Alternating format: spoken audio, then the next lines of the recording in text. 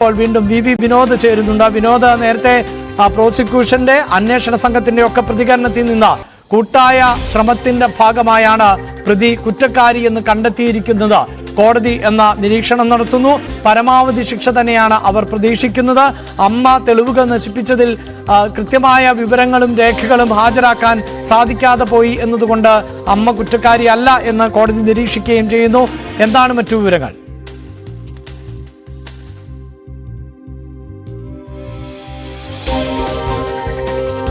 കോളിളക്കം സൃഷ്ടിച്ച ഷാരോൺ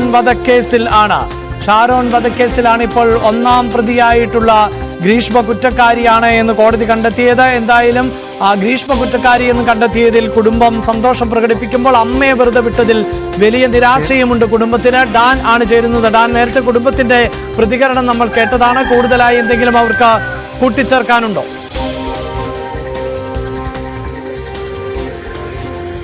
ഞാനിപ്പോൾ ഉള്ളത് ഷാരോൺ രാജിൻ്റെ പാറശാലയിലുള്ള വീട്ടിലാണ്.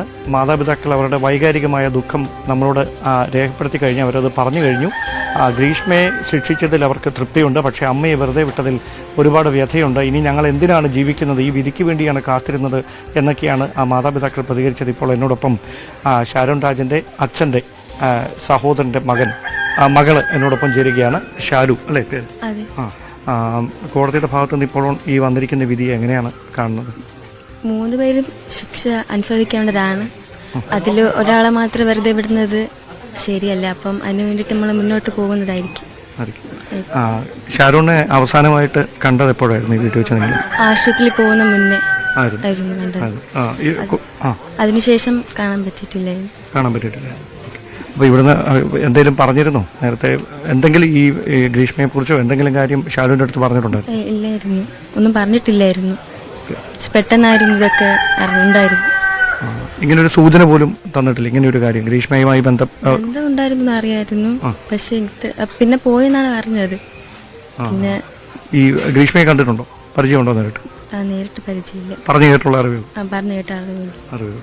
അപ്പം നിങ്ങൾ ഇതുമായിട്ട് ഇനി നിയമ നടപടികളായിട്ട് മുമ്പോട്ട് പോകുന്നു? മുന്നോട്ട് പോകുന്നതായിരിക്കും. അതാണ് ഈ ബന്ധു കൂടിയായ, അതായത് ഷാരോൺ രാജിൻ്റെ അച്ഛൻ്റെ സഹോദരൻ്റെ മകളാണ് നമ്മളോട് പ്രതികരിച്ചത്. അവർ നിയമ നടപടികളുമായി മുമ്പോട്ട് പോകാനുള്ളൊരു തീരുമാനത്തിലാണ്. കാരണം ഗ്രീഷ്മയുടെ അമ്മയും സമാനമായി ഈ കുറ്റത്തിൽ പങ്കാളിയാണ്. അതുകൊണ്ട് സിന്ധുവിനെ കൂടെ ശിക്ഷിക്കണമെന്നൊരു നിലപാടിൽ മാതാപിതാക്കൾ ഉറച്ചു നിൽക്കുകയാണ്. കരഞ്ഞുകൊണ്ടാണ് എന്തുകൊണ്ടാണ് ഗ്രീഷ്മയുടെ അമ്മ ഈ ആരോപണ വിധിയായിരുന്ന സിന്ധു എന്തുകൊണ്ടാണ് ഈ കേസിൽ നിന്ന് കുറ്റവിമുക്തിയാകുന്നതെന്ന് മനസ്സിലാകുന്നില്ല. അവർ കൂടി ശിക്ഷിക്കപ്പെട്ടാലേ മകൻ്റെ ആത്മാവിന് ശാന്തി കിട്ടുമെന്ന് ഏറെ വൈകാരികമായാണ് പ്രിയയും അതോടൊപ്പം തന്നെ ഷാരോൺ രാജിൻ്റെ അച്ഛനും അല്പസമയം മുമ്പ് നമ്മളോട് പ്രതികരിച്ചിരിക്കുന്നത്.